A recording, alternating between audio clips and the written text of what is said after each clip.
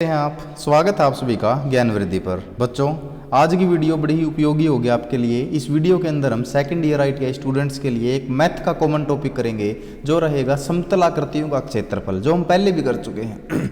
तो इस पार्ट में जो हम बात करेंगे बच्चों, सर्कुलर चीज़ों की बात करेंगे। एक सर्कल से रिगार्डिंग जो चीज़ें रहेंगी उनकी हम बात करेंगे। तो पहले मैं बताता हूँ, हम लेंगे यहाँ पर हमारा जो टॉपिक है वो सर्कल यानी कि वृत्त। तो आप लोगों को ये पता होना चाहिए जो वृत्त होता है वो क्या होता है बेसिकली। तो वृत्त क्या होता है, सबसे पहले हमारे पास क्या होना चाहिए, एक केंद्र। क्या होना चाहिए, केंद्र, जिसको इंग्लिश में बोल लेते हो सेंटर, यानी कि सेंटर। तो एक फिक्स्ड पॉइंट से, एक बिंदु से जो परिपथ होगा उसका, उसकी जो समान दूरी होगी यानी कि वो इक्विडिस्टेंट होगा। यानी कि एक बिंदु से जो परिपथ, जो उसका पथ होगा, अगर समान दूरी पे हो तो उसी को क्या बोलेंगे, उस आकृति को बोलेंगे हम हमारा सर्कल। यानी कि ऐसी आकृति हमारी क्या बनाएगी, एक वृत्त बनाएगी। तो इससे अगर जितनी भी दूरियां आप मापोगे, जितने भी पॉइंट अगर आप मेजर करोगे, तो ये सारे पॉइंट क्या होंगे बच्चों, बराबर होंगे। और उसी को इसकी रेडियस यानी कि इसकी त्रिज्या बोला जाता है। उसी को क्या बोला जाता है, इसकी त्रिज्या। और एक सर्कल के सेंटर में से पास होती हुई जो लाइन जो दोनों परिधियों के ऊपर टच करती है, उसको इसका क्या बोलते हैं बच्चों, डायामीटर, यानी कि इसका व्यास। ठीक है, तो उसको डी से हम रिप्रेजेंट करते हैं, दिखाते हैं। तो ये तो सर्कल के बारे में कुछ छोटी सी बात होगी। तो सर्कल के बारे में इसके अंदर जो हम करने जा रहे हैं वो करेंगे इसका क्षेत्रफल, यानी कि उसका एरिया। और दूसरी बात हमने पढ़ी है बच्चों, जो पिछली वीडियोज, मैंने डिस्क्रिप्शन बॉक्स में लिंक भी मिल जाएगा आपको, जो पिछली वीडियोज हैं जिसमें हमने ट्रायंगल और रेक्टेंगल यानी क्वाड्रिलेटरल वाली क्षेत्रफल और परिमाप किया है उसका। यहाँ पर हम परिमाप नहीं बोलते, किसी भी राउंड चीज का पेरीमीटर नहीं बोला जाता, उसकी परिधि या फिर उसका सरकमफ्रेंस बोला जाता है बच्चों। राउंड चीज के लिए कभी भी आप यूज करोगे तो जो टेक्निकल वर्ड आप लोग यूज करते हो वो उसका सरकमफ्रेंस यानी कि उसकी परिधि बोला जाता है। और दूसरी चीज है जो राउंड नहीं है उनके लिए उसका परिमाप बोला जाता है, यानी कि पेरीमीटर बोला जाता है। तो सबसे पहले हम यहाँ पे बात कर ली हमने एक किसके बारे में, सर्कल के बारे में। तो सर्कल का जो एरिया यानी कि जो सर्कल का क्षेत्रफल, वृत्त का क्षेत्रफल अगर आप लोगों को निकालना आ जाता है तो वो क्या रहेगा बच्चों, वो दोनों तरीके से आप बता सकते हैं, त्रिज्या के रूप में भी और व्यास के यानी कि डायमीटर की फॉर्म में भी। ठीक है, तो अगर व्यास की फॉर्म में है तो π/4 d स्क्वायर, π/4 d स्क्वायर, यानी कि π/4 गुना में व्यास है जो डायमीटर है उसका स्क्वायर। लेकिन आप लोगों को ये पता है जो डायमीटर होता है एक सर्कल का, एक वृत्त का, वो उसकी रेडियस का कितने गुना होता है, 2 गुना। ठीक है, अगर आप d की जगह बच्चों r रख देंगे, r की वैल्यू रखेंगे तो पाई, और d की जगह क्या रखा जाएगा, 2r और उसका स्क्वायर अपॉन में 4। तो क्या बन जाएगा ये, पाई मल्टीप्लाई 2 का स्क्वायर हो जाएगा 4 और r का स्क्वायर r स्क्वायर अपॉन में 4। तो 4 से कट गया 4, तो आपका जो आंसर आया वो आ गया πr स्क्वायर। यानी कि अगर आपको वृत्त की दी गई है त्रिज्या तो आप फार्मूला लगाएंगे बच्चों ये, अगर वृत्त का दे दिया आपको व्यास तो आप फार्मूला लगाएंगे बच्चों ये। तो दोनों तरीके से आप उसका क्या निकाल सकते हैं, क्या निकाल सकते हैं बच्चों, उसका क्षेत्रफल यानी कि उसका एरिया निकाल सकते हैं। अब उसकी अगर आपसे पूछ ली जाए कि उसकी एक वृत्त की क्या निकालिए, सरकमफ्रेंस, क्या निकालनी है, परिधि। तो परिधि क्या होती है, मैंने आपको आंसर भी बताया था इसका, कि जो उसकी आउटर बाउंड्री होती है उसका पूरे का अगर जोड़ कर दें, सम करें, तो वो क्या होगी, उसकी परिधि। यानी कि अगर एक रेसिंग ट्रैक है, जैसे एक रेसिंग ट्रैक है और एक धावक इसके चारों तरफ चक्कर काटता है, तो यहाँ से अगर उसने शुरू किया है और वापस ये यहीं पे आके रुकता है, तो क्या होगा, वो उसकी परिधि के बराबर डिस्टेंस कवर कर लेता है। ठीक है, तो जो परिधि होती है इसकी हमेशा कितनी होती है, 2πr। तो त्रिज्या की फॉर्म में पूछे तो 2πr, और अगर उसको डायमीटर की फॉर्म में पूछे तो क्या होगी बच्चों, πd। तो क्योंकि जो d होता है वो 2r के बराबर होता है। तो ये हमने जो हमारा जो वृत्त है, सर्कल है, उसके बारे में दोनों चीज कर ली, उसका क्षेत्रफल भी बच्चों और उसकी परिधि भी। अब हम आएंगे एक सेमी सर्कल के ऊपर। देखिए दूसरी चीज है आप लोगों की एक सेमी सर्कल। सेमी सर्कल क्या होता है एक्चुअली, सेमी सर्कल जब वृत्त को, अर्धवृत्त हिंदी में बोले तो क्या होता है, अर्धवृत्त, यानी कि जब एक सर्कल को आप 2 इक्वल पार्ट में डिवाइड कर देते हैं, यानी कि जो उसका डायमीटर खींचते हैं तो वो सर्कल को एक पार्ट ये हो गया और दूसरा पार्ट ये हो गया, तो 2 इक्वल पार्ट में डिवाइड कर देता है और हर पार्ट को उसका अर्धवृत्त बोला जाता है। तो एक वृत्त के अंदर 2 अर्धवृत्त होते हैं बच्चों। तो अर्धवृत्त अगर आ जाता है तो अर्धवृत्त का क्षेत्रफल, अर्धवृत्त का अक्षेत्रफल, क्योंकि ये वृत्त का आधा होता है तो ये वृत्त के अक्षेत्रफल का भी आधा ही होगा। और वृत्त का अक्षेत्रफल आप लोगों के पास क्या था, ये था और ये था। तो पाई आर स्क्वायर आप लोगों के पास वृत्त का क्षेत्रफल था, तो अर्धवृत्त का क्षेत्रफल होगा इसका आधा, यानी कि पाई आर स्क्वायर अपॉन में 2।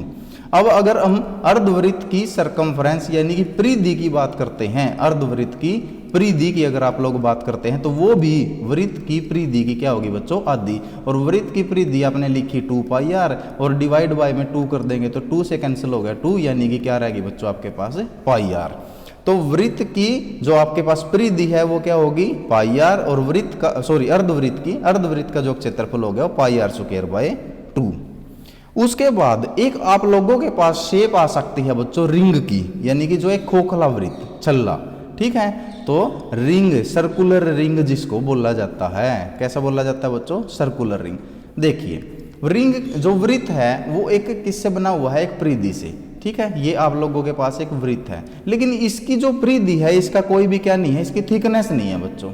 अगर आप एक मोटे पाइप को देखेंगे तो उसकी क्या होती है बच्चों, एक थिकनेस होगी। अगर उसको आप काट देते हो तो क्या बन जाता है, एक रिंग बन जाता है। तो आपसे अगर इस रिंग का, अगर ये देखिए, ये आप लोगों के सामने जो ये रिंग है, अगर इस रिंग का आप लोगों से एरिया पूछ लिया जाता है तो आप कैसे निकालेंगे। इस रिंग में सबसे पहले तो आप देखेंगे एक तो इसकी आंतरिक त्रिज्या अंदर वाले सर्कल की वृत्त की होगी, और एक बच्चों इसकी बाहरी त्रिज्या यानी कि बाहर वाले सर्कल की होगी, जो मैंने स्मॉल आर और कैपिटल आर से दिखा दिए हैं। अगर इसके डायमीटर को अगर आप दिखाओगे तो जो छोटा वृत्त है इसका तो स्मॉल डी से दिखा देते हैं, और जो बड़ा वृत्त है इसका कैपिटल डी से हम रिप्रेजेंट कर देते हैं। तो हमारे पास अगर हमारे पास जो खोखला वृत्त है, अगर इसका क्षेत्रफल पूछ लिया जाता है यानी कि इसका एरिया पूछ लिया जाता है, तो आप कैसे निकालेंगे इसका एरिया।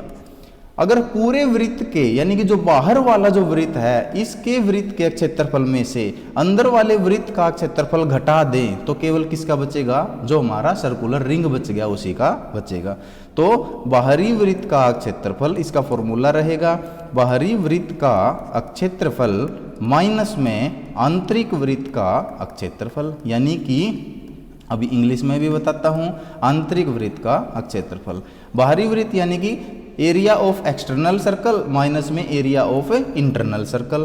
तो बाहरी वृत्त का क्षेत्रफल कैसे निकलेगा, उसका अगर डी की फॉर्म में निकालते हैं तो पाई बाय 4 बाहरी वृत्त का व्यास है कैपिटल डी का स्क्वायर, माइनस में पाई बाय 4 अंदर वाला है उसका स्मॉल डी का स्क्वायर, और दोनों में से क्या कॉमन आ रहा है बच्चों, दोनों में से पाई बाय 4 कॉमन आ रहा है, तो आप लिख देंगे कैपिटल डी स्क्वायर माइनस में स्मॉल डी स्क्वायर। तो ये आ गया किसकी फॉर्म में, ये आ गया आपका डायमीटर यानी कि व्यास के रूप में। अगर आप लोगों को निकालना हो किस रूप में, रेडियस त्रिज्या के रूप में, आपको त्रिज्या दी गई है, तो बाहरी वृत्त का क्षेत्रफल बाहरी आर जो कैपिटल आर है माइनस में आंतरिक वृत्त का तो पाई आर स्क्वायर। तो यहाँ से पाई कॉमन आ गया बच्चों, तो आर स्क्वायर माइनस में आर स्क्वायर, ये अगर रेडियस की फॉर्म में है तो ये रेडियस की फॉर्म में निकल जाएगा। दोनों रूप में मैंने आप लोगों को बता दिया है। तो ये एक सर्कुलर अगर वृत्त आ जाता है, अगर एक खोखला वृत्त आ जाता है तो उसका आप लोगों ने जो क्षेत्रफल, डायमीटर और रेडियस दोनों की फॉर्म में आप लोग इस फॉर्मूले से निकाल सकते हैं। इसके बाद एक नई चीज आप लोगों को सिखाता हूं बच्चों, चौथी चीज। ये देखिए, ये है आप लोगों का एक सर्कल का ये होता है सेंटर से ये एक मैं त्रिज्या लेता हूं, ये त्रिज्या लेता हूं, और इसके बीच का जो एरिया है इस एरिया को आप लोग क्या बोलते हैं बच्चों, यानी कि त्रिज्या खंड। क्या बोला जाता है, त्रिज्या खंड। इसको जो इंग्लिश के अंदर बोला जाता है उसके अंदर बोला जाता है सेक्टर। तो कई बार वो सेक्टर का एरिया आप लोगों से पूछ लेता है, तो सेक्टर का यानी कि त्रिज्या खंड का क्षेत्रफल आप लोग कैसे निकालेंगे। अगर इसका सेंटर O है, अगर इसका ये पॉइंट A है और ये पॉइंट B है, तो आप देखेंगे जो OA है वो भी इसकी रेडियस है और OB है वो भी इसकी रेडियस है, और एक वृत्त की सारी त्रिज्याएं आपस में क्या होती हैं, बराबर होती हैं। तो हमारे पास हमको एरिया निकालना है, एरिया ऑफ OAB, यानी कि जो OAB त्रिज्याखंड है इसका क्षेत्रफल अगर आपसे पूछा जाता है तो आप कैसे निकाल लेंगे। आपको ये पता है बच्चों कि जो एक कंप्लीट जो हमारे पास वृत्त होता है उसका क्या होता है, हमारे पास कंप्लीट वृत्त का जो क्षेत्रफल होता है वो पाई आर स्क्वायर होता है। क्या होता है बच्चों, पाई आर स्क्वायर। और जो हमारे पास उसका जो एक कंप्लीट एंगल होता है वो कितना डिग्री होता है, 360 डिग्री। यानी कि किसी भी चीज के सेंटर पे बना हुआ, एक वृत्त के सेंटर पे बना हुआ पूरा एंगल कितने डिग्री होता है, 360 डिग्री होता है। तो इसको हम यहाँ पे इसने दिया मिलेगा हमको एक एंगल, यानी कि थीटा की कोई वैल्यू हमको दी मिलेगी। तो हम इसको लेंगे theta by 360 multiply pi r square. तो ये आप लोगों का जो फॉर्मूला रहेगा। तो जो थीटा इसने बोलेगा कि इतने एंगल का हमारा एक त्रिज्याखंड बना हुआ है, तो उसके जगह तो हम थीटा रख लेंगे, अपॉन में कंप्लीट एंगल रख लेंगे और मल्टीप्लाई पाई आर स्क्वायर पूरे वृत्त का जो अक्षेत्रफल है वो। अगर वो यहाँ पर इसको बोले जो ये चाप है, जो ए सी बी जो हमारी चाप बन गई, इसका क्षेत्रफल कैसे निकाल लेंगे, इसकी लंबाई कैसे निकाल लेंगे। तो length of A C B यानी कि चाप ए सी बी की लंबाई, तो थीटा वही अपॉन में 360 और लंबाई किसका टुकड़ा है, ये इसकी परिधि का एक टुकड़ा है और पूरी परिधि होती है 2 पाई आर। तो यहाँ पर फॉर्मूला चाप की लंबाई निकालने का फॉर्मूला बन जाएगा बच्चों ये, ठीक है। उसके बाद हम नई चीज मैं आप लोगों को बताता हूं, एक सेगमेंट। क्या बोला जाएगा बच्चों, एक सेगमेंट। और सेगमेंट कैसे बनता है, ये आप लोगों का क्या है, एक सर्कल, ये है उसका सेंटर ओ। अगर हम एक जीवा यानी कि एक कॉर्ड खींच देते हैं जो एक सर्कल के सरकमफ्रेंस को 2 पॉइंटों पे काटती है, तो उस कॉर्ड यानी कि जीवा और उसकी उसकी चाप के मध्य में जो एरिया बचता है उसको क्या बोला जाता है, सेगमेंट, जिसको बोलते हैं हम हिंदी में वृत्तखंड। क्या बोलते हैं बच्चों, वृत्तखंड। अब इसका क्षेत्रफल कैसे निकाल लेंगे, हम ओ ए को मिलाएंगे और ओ बी को भी मिलाएंगे। तो ओ ए बी तो हमारा क्या बन गया बच्चों, पूरा एक सेक्टर बन गया है, एक त्रिज्याखंड बन गया है, ठीक है।